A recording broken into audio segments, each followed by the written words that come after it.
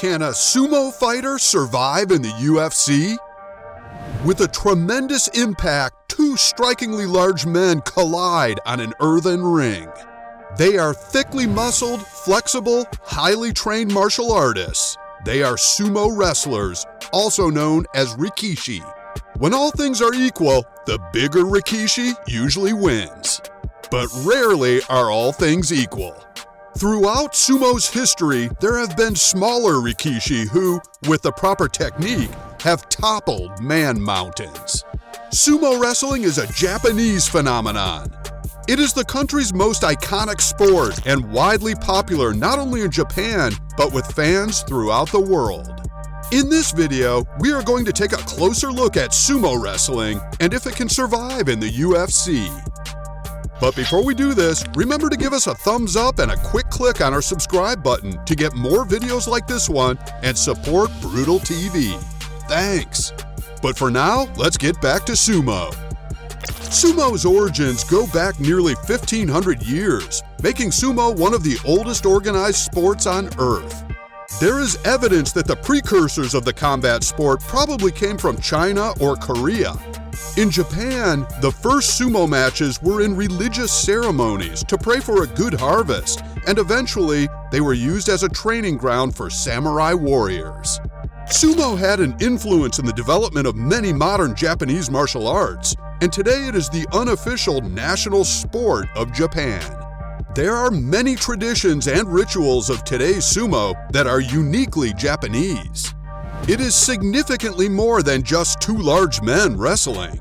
Even today in Japanese society, rikishi are thought of as godlike heroes. The rules of sumo wrestling are pretty simple.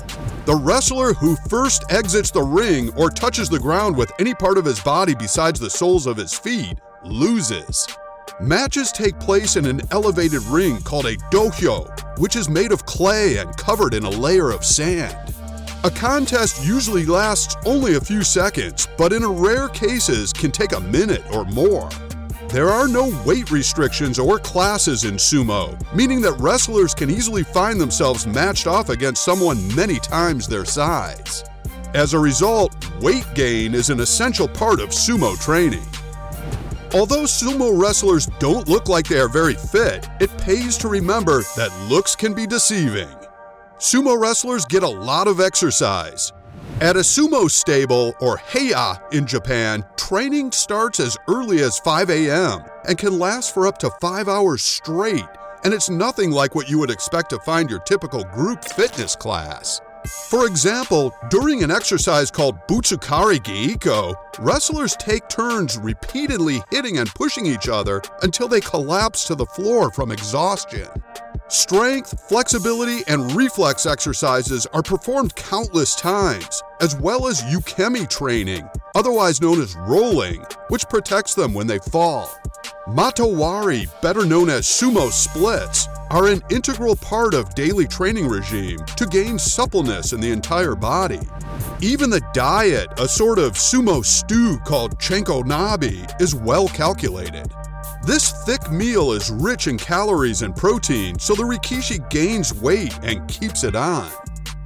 The thing to remember with sumo wrestlers is that they train in order to take part in short fights. The longest rounds are just a few minutes, and as a rule, they are usually over in a few seconds. This means the wrestlers go in hard and fast, and not for endurance. Also, remembering these guys have a lot of weight to carry around. Put up against a mixed martial artist in a fight usually means the fight will last a lot longer. So can these sumo guys survive under these circumstances? We're now at the halfway mark, so just a reminder to like this video and subscribe to Brutal TV for more top quality fighting videos. Now back to the sumo wrestlers. Let's take a look at some UFC fights involving sumo wrestlers and see how they fared. First up is Taylor Tooley. Born Taylor Wiley, Taylor Tooley had a short-lived mixed martial arts career as the first fighter knocked out of the UFC 1 tournament. Tooley's entrance into the fray of mixed martial arts at UFC 1 was not only his debut fight, it was his retirement fight. He was the fighter on the receiving end of a brutal roundhouse kick to the head, courtesy of Gerard Gordeau, in the very first fight of UFC 1 in 1993. Unfortunately, after just 26 seconds, the fight was stopped due to the loss of teeth and cut to the eye that Thule sustained. Next up is Emmanuel Yarborough, the American sumo wrestler who fought in the UFC 3 tournament and gained fame for his massive size and cheery disposition. Yarborough competed in the UFC in 1994 before the implementation of weight classes.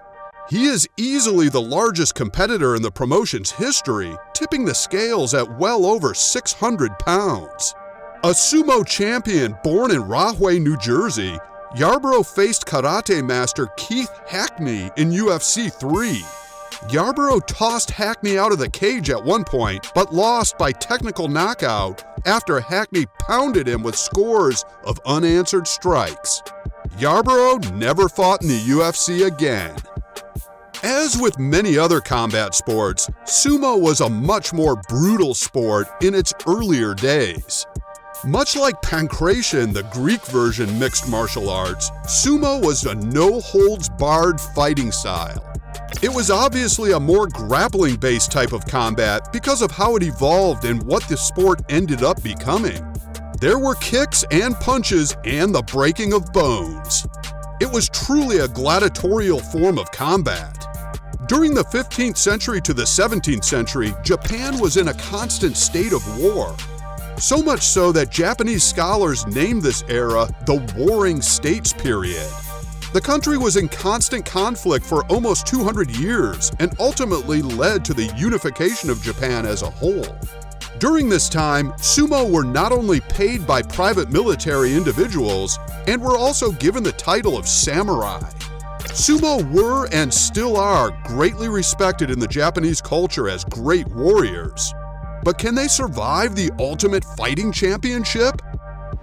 Looking at past events from the start of the Ultimate Fighting Championship, it seems that sumo wrestlers did not fare too well. In fact, there are mixed martial art fighters that originally started off as sumo wrestlers, but have since trained in other fighting techniques in order to take on their various opponents. One of those examples comes in Tsuyoshi Sudario, the Japanese heavyweight sumo wrestler who made his pro debut in mixed martial arts and finished Dylan James via first-round technical knockout at Rizin 24. He then returned to the cage at Rizin 26 in December 2020 and finished Minowamen with strikes in the first round. Considering his young age, his grappling credentials, and his apparent knockout power on his feet, Sudario looks like a really good prospect. So we think it's safe to say that a sumo fighter is not the most likely survivor in the Ultimate Fighting Championship, but mix sumo with a few other techniques, and it's been proven it can work. What do you think of sumo wrestlers? Can they survive? Have you ever practiced the style? Tell us about it in the comments below. And don't forget to like and subscribe to Brutal TV for more top fighting videos just like this one. Thanks for watching.